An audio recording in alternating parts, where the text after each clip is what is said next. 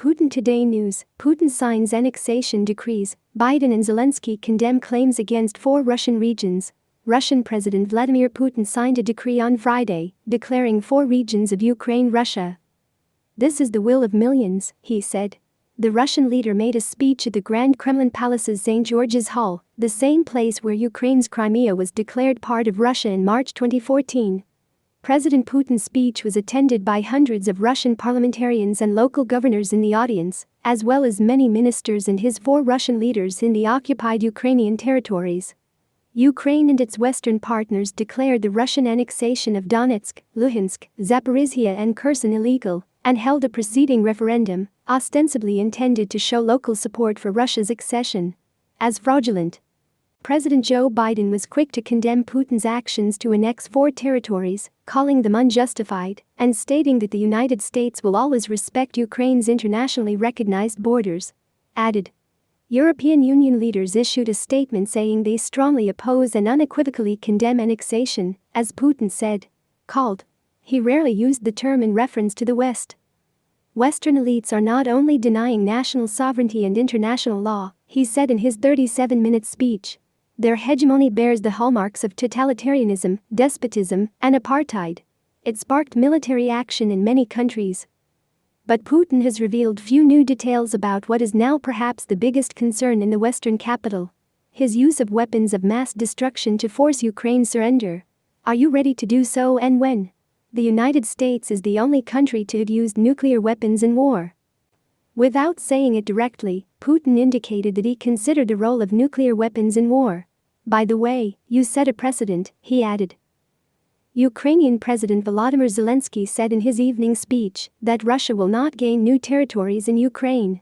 Said. Friday's events include a celebration in Red Square. Kremlin spokesman Dmitry Peskov said the formal ratification of the decree will take place next week. The move follows staged referendums held in occupied territories during the war in violation of international law. Since the war began in February, many of the state's civilians have fled the fighting, and voters have sometimes cast their ballots at gunpoint. Nevertheless, annexation is in the interest of the Kremlin. Russia occupies only a portion of his 4 states, and Putin and his entourage ensure that Russia defends its territories against Ukrainian aggression, not the other way around. Putin president said that residents of the 4 regions would become Russian citizens permanently. He argued that Russia's position on the annexation of the 4 territories was non-negotiable, adding that the country would defend them with all the forces and means at our disposal. Urges the Kyiv regime to immediately cease firing and all military actions, he said, calling on the Ukrainian government to return to the negotiating table.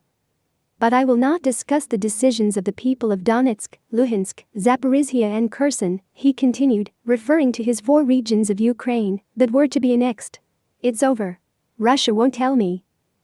Cementing Russia's hold over the 2 eastern regions, an area collectively known as the Donbas that Putin considers his primary prize, could allow the Kremlin to declare a victory at a time when hawks in Russia have criticized Russian forces for not doing enough to prevent recent breakneck gains by Ukrainian forces in the south and northeast of the country. But Putin nevertheless faces huge hurdles to reassert his control over an increasingly chaotic war, including a recent draft of hundreds of thousands of civilians into military service that has encountered opposition in Russia. Russian veto.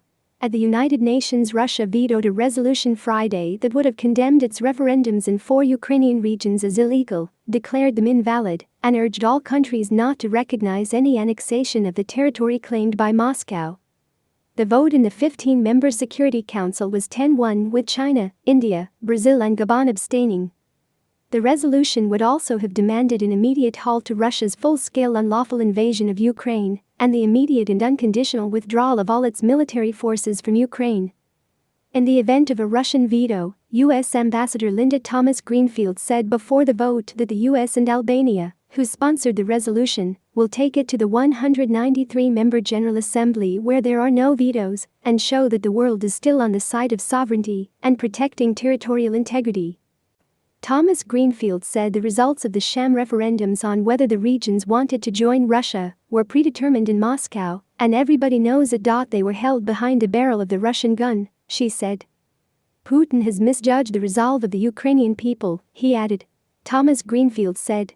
Nebenzia defended the referendum, claiming that more than 100 of her international observers in Italy, Germany, Venezuela and Latvia, who observed the vote, recognized the result. "Return to Ukraine.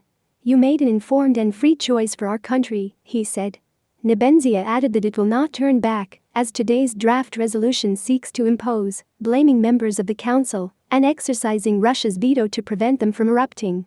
Aloud.